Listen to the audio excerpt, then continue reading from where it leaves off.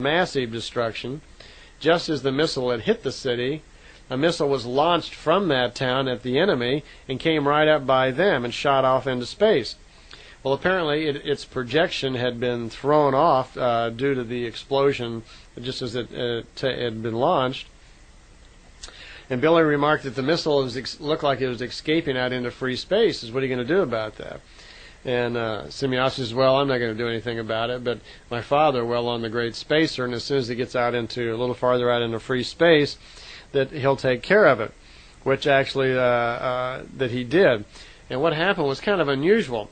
Semyonovsky moved the little ship they were in up close to the great spacer so Billy could watch, and she told him that he could take a picture if he wanted to. Now, what happened was a little unusual. Billy could see the runaway missile moving up into space, flying up into the air, and suddenly from out of the great spacer, some sort of energy, and it was color, there was like a golden yellowish color, and it just shot out from the great spacer, and as soon as it came out, it went around the missile, and it formed almost in a square or a rectangle right around the missile. The energy itself did. It just locked right around the missile, caused the missile to explode, and the explosion was contained, apparently, within just this area. And Billy noticed that when the explosion went off, it was very fast, and it didn't seem to blow out very large for being such a big missile. And she says, well, two things. One, the energy that formed the block that came out caused the thing to explode right away. It did not explode very large because out in free space there's no atmosphere, there's no particles, there's no air or whatever for the explosion to actually expand in like it does when it's down in an atmosphere. And apparently the energy that was emitted from the great spacer to do that also caused the blast not to last very long. It was very short. But I suppose the blast really doesn't last very long anyway. It just looks like it because it kicks up all the dirt and the dust and everything, which it doesn't do out in space. So having no atmosphere out there, the whole thing seemed to go by very quickly. They stopped at one more place here, this galaxy that Billy calls Beberas, B-E-B-E-R-A-S. And there's a planet there he called Neber, N-E-B-E-R. And he was particularly fascinated with this one because this planet was kind of like in prehistoric times, and it had giant animals on it. And he's always been fascinated with that, with dinosaurs and other things. And as soon as she explained to him that the planet had prehistoric animals on it, and it was a planet that had among the very largest animals that people had ever seen on it. And she remarked to him that ETs come from a lot of different areas of the universe just to see these planets in this area, because there are several of them apparently, which have these very, very large animals, even much larger than the prehistoric animals ever grew on Earth. And Billy says, you mean like saurian birds? There's giant birds here? And he was kind of fascinated with that. And she says, of course, they're huge and they're very dangerous. So Billy immediately rattles on how he's not scared, that he's packing a .44 Magnum with him and he wants to get out of the ship and he wants to touch, one of these birds. And Semyonovsky is just really surprised that he would have any interest in doing that because she, of course, wanted to stay safe inside the ship. And that they said, oh, you can't do that. These animals are, they're very dangerous and so forth. That he went out in the long run and was able to convince her to stun one of the animals. And Billy actually got out in some sort of flight suit or something, went out and touched one of the big dinosaurs. So packing his .44 with him all the time. There were also humans on that planet, which wasn't natural because normally there is never life forms on a prehistoric planet like that, and they didn't know of any place that they'd ever ran across where there was ever human life developed at the same time as there would be prehistoric life. But she commented on this planet was a little unusual because a group had come there many years before that to study the planet and wound up staying there. And in so doing, their equipment had rotted and they weren't able to leave the planet. They were stuck there. And what happened was there was a pretty good number of them apparently. They had a little colonization there. They had children. Their children were raised without technology.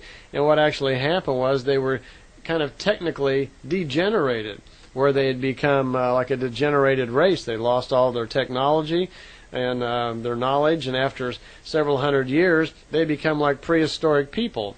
and fallen into hard times there. So there was a race of people living on that planet who had actually degenerated themselves by being stuck there, and were sharing the planet then with these prehistoric animals.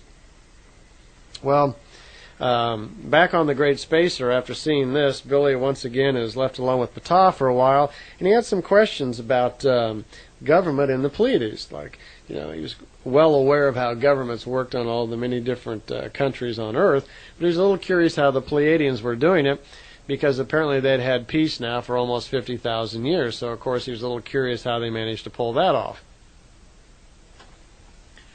Well, to begin with, and it probably goes without saying, that government in the Pleiades is quite a bit different than government that we would have here. Worked a little bit like this. Thousands of years back, about 50,000 years back, they finally had a great war where it was kind of between the spiritual people and the military-type people. And the spiritual people had actually won out this time, taken control of the planet, taught the people the ways of creation, and the place had become very peaceful. And they had built a new system. What they did was, since there are several planets with Pleiadians on it, originally there were three planets with Pleiadians on it. We don't know exactly how many there are today. They live in an area where there are 254 suns. I have no idea really how many different planets there are in the Pleiades, but it's explained that they all work pretty much the same way. Each planet has a governing body, and each planet is considered one nation. They don't have multiple states like we do, that everybody is of one nation on a planet, and that each planet has its own governing body. They have then one central planet which has their high council on it. This is a special planet, and on the planet of the high council are beings who no longer, they call it in the transmission stage, where they are no longer existing just in the physical. These are people who have lived through the physical times of their life and have evolved to a point where they no longer need the death cycle. Some of them are like half physical and half light beings, where they won't die any longer. They just live for long periods of time and get less and less dense. Many of the beings there now have moved into this collective sort of consciousness where there are multiple consciousnesses, but most of the people there are just on these stages of development now where they are beyond the physical. They are in touch with the higher forms, or the we forms of intelligence, and receive information and suggestions from the higher forms of intelligence. The high council then of the Pleiades, these people in the higher stages of development, then make the suggestions and so forth to all the other worlds, and then something kind of neat happens.